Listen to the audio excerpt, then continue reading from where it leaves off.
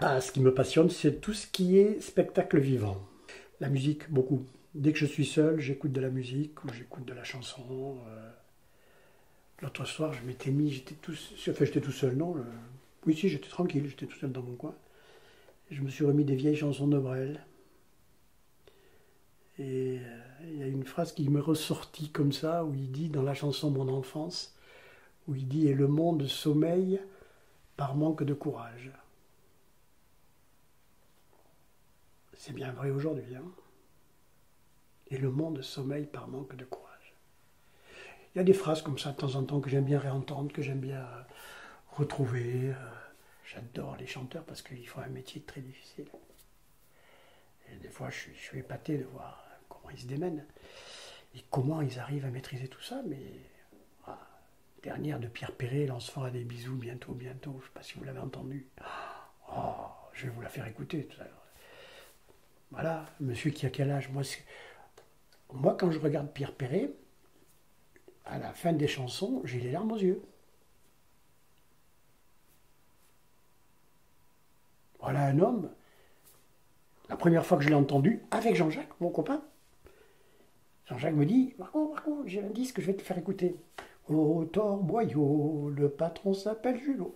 Le Torboyau. On avait 10 ans. Après, il a chanté Lily et puis tout le reste. Alors, quand je dis le chant, les chanteurs, c'est vrai que je suis plutôt une génération, c'est pas un problème de génération.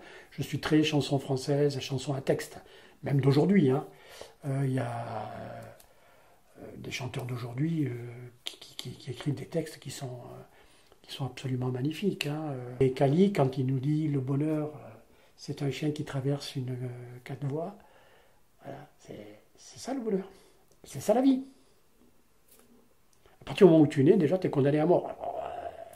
Et oui, c'est la finalité. Alors la chanson française me passionne. Bon, moi, je suis tombé dans Brassens tout petit. Hein.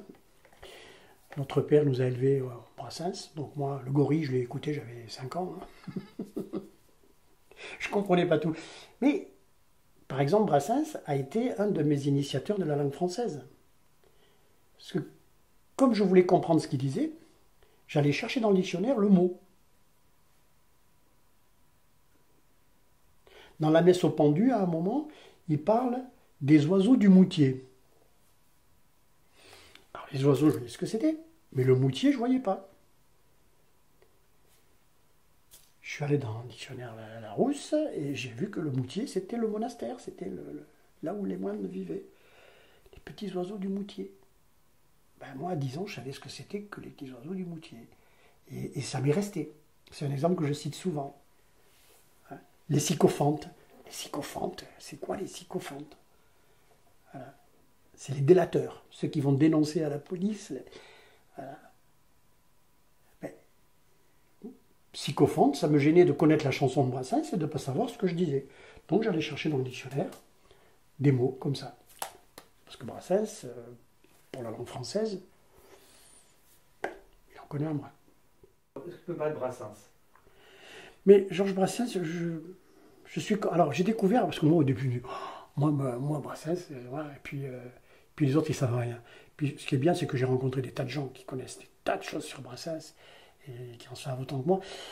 Pour la petite histoire, on a eu la chance, non. Alors moi j'ai eu le... Oh, je ne sais pas dans quel sens le prendre, Brassens. Brassens, pour moi, c'est mon maître à penser. La parole de Brassens que je cite souvent, c'est un jour un journaliste lui a demandé de se définir en tant qu'individu par rapport à la société autre. Il a dit « Je suis un anarchiste ». Il a des écrits libertaires qui sont très durs. Hein. Et quand on lit les lettres à Toussaint, c'est pareil. Et il dit « Je suis un anarchiste, mais qui traverse toujours sur les clous pour ne pas avoir à adresser la parole aux flics ». Je trouve ça extraordinaire. Parce que je suis un anarchiste, mais bon. Brassens, c'est mon maître à penser.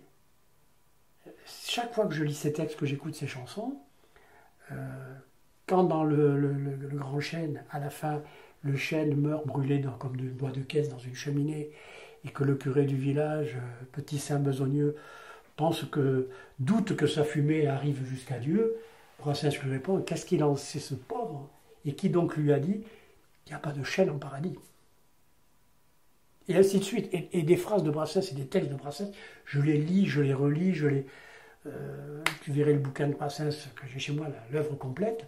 Elle est froissée, chiffonnée, encornée. Enfin bon, il y a des tas de choses qui sont belles à lire et à comprendre chez Brassens. Brassens, en un mot commençant, c'est mon maître à penser.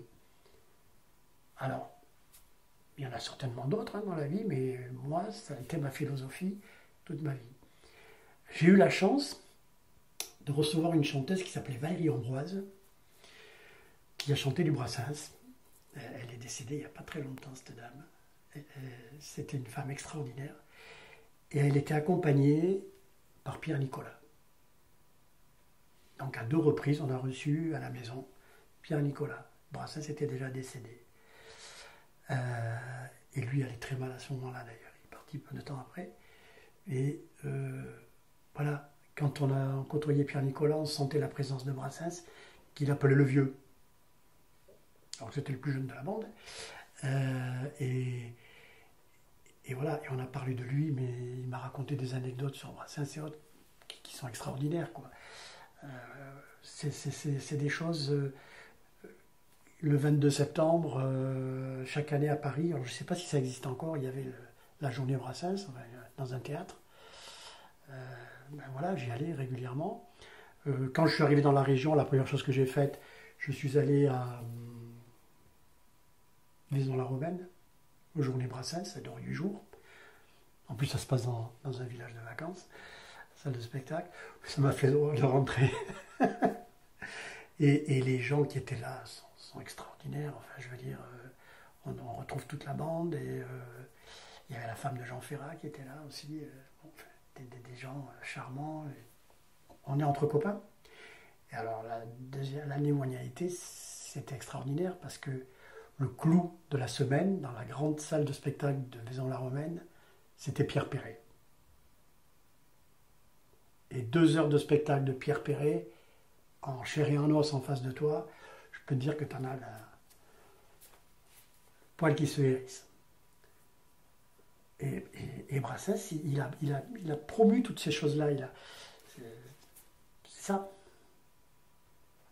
Mais ce qui me plaît chez Brassens, c'est que voilà, il a une philosophie, une morale qui est bien, qui m'intéresse. Quand il dit le pluriel ne vaut rien à l'homme, voilà, ça me parle. Ça me parle. Parlez-moi d'amour et je vous fous mon poing sur la gueule. Ça me parle. Voilà. Mais Brassens, c'est mon maître à penser. Sans aucun doute.